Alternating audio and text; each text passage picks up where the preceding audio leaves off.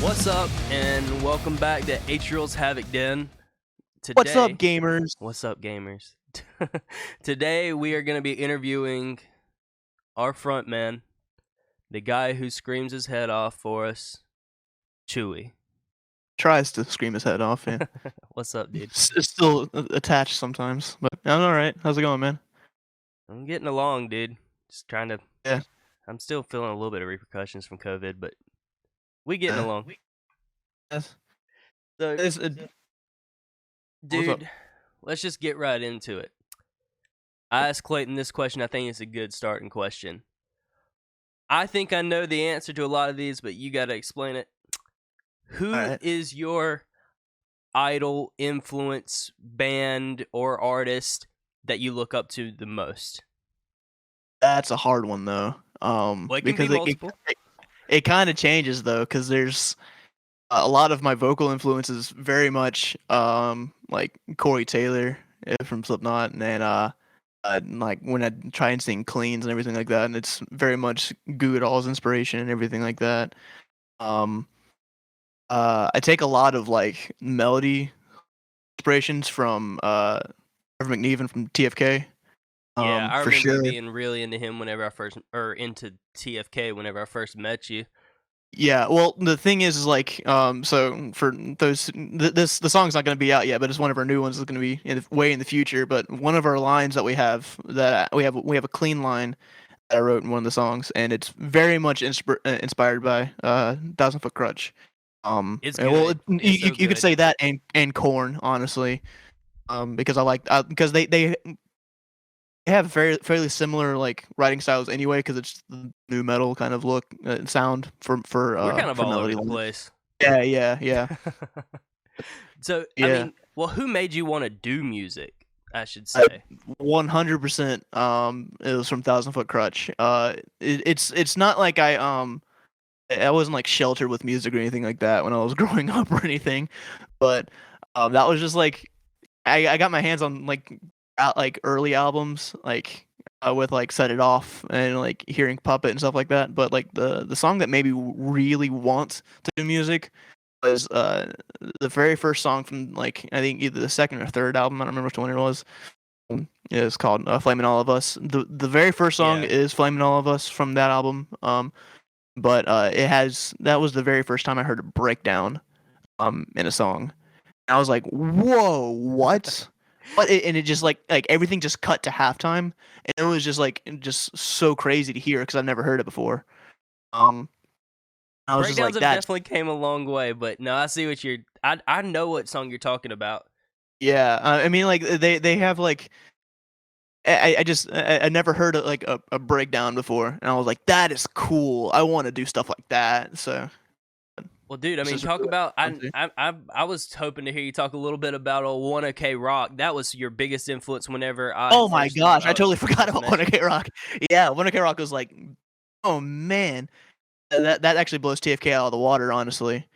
Like when it comes to like me being inspired, because like I heard from, because I listened to the entire podcast last time when you and Clayton when you talked about what your favorite song is. My all time favorite song is a 1OK Rock song. It's called Clock Strikes. It has probably the best chorus I've ever heard.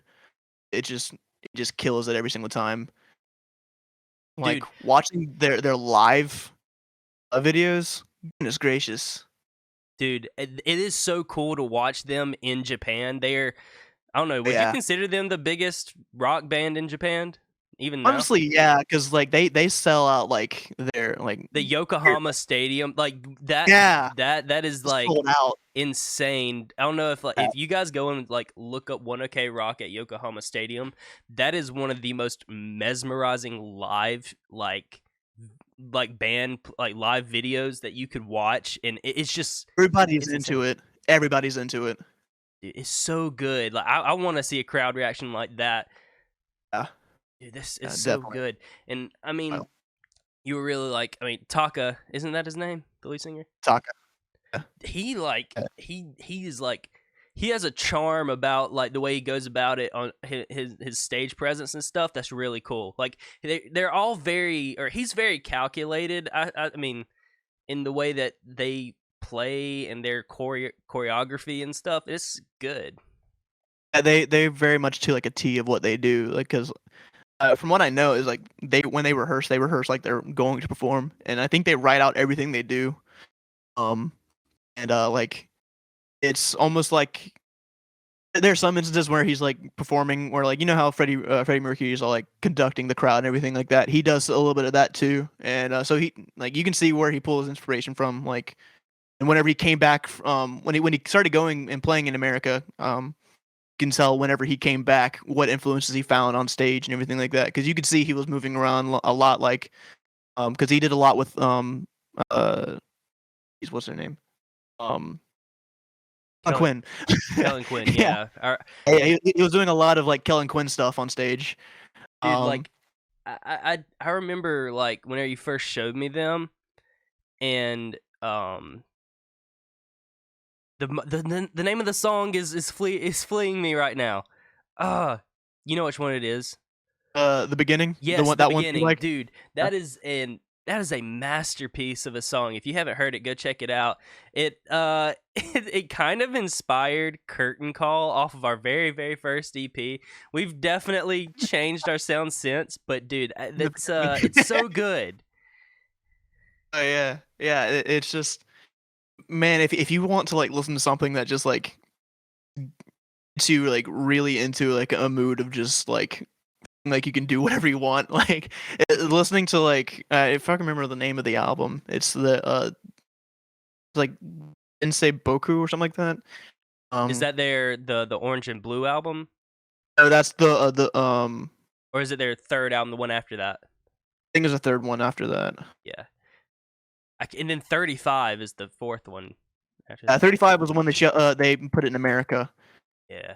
Yeah, Jinsei Exboku is the one that has Clock Strike, and Yeah. They have long albums. But, that has the beginning and Clock Strikes on it. They have a lot of actual bangers on that album. dude, all right. So, moving on a little bit, what has been your favorite Atrial show that we've done thus far? Oh man, That you can remember, I should say.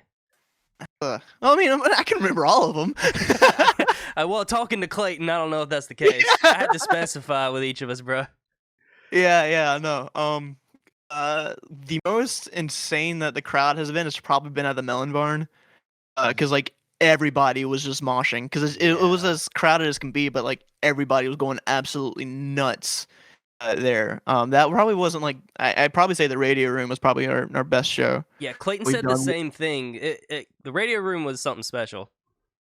I think the show that we sounded the best at was probably the last one, the New Brooklyn Tavern show that we had in December, where we played with Host Galaxy and Guardians Warlock. That one we probably sounded our best then, because I thought we sounded phenomenal.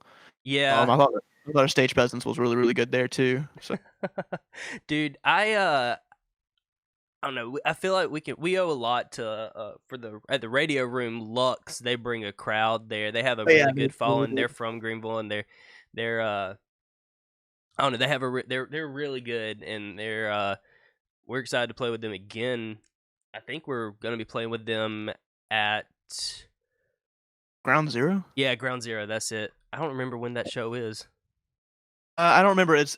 I saw the message a little while ago about us. Yeah, I think it is in April. Because they said the Atrial, of course. The Atrial, yeah. That's what they responded with. Yeah, but they're great. So I don't know. I remember that Clayton brought it up in the last one. That poor girl that bashed her face on the. See, the thing is I heard about it, but I had no idea it happened. I just thought it was funny that it happened. I mean, I thought I didn't. Dude, I feel so bad. I don't want anybody to get hurt, but yeah, stuff like that is I don't know. It's kind of it's not funny. It's not funny, but it's cool to see that kind of crowd interaction. Period. That people are like actually were moshing. Yeah. Definitely. I remember the first show that we had like people moshing at. It was when we were playing out in Garbage, Florence. When we had King Clement out playing with us, and they were like going absolutely like bonkers for us, and it was really cool. So Dude, they got stripped down to their underwear while they were playing. Like, Yeah. Yeah. Well, they were all wearing one. If you enjoyed this, go check out Atrial's Havoc Den on Spotify for the full podcast.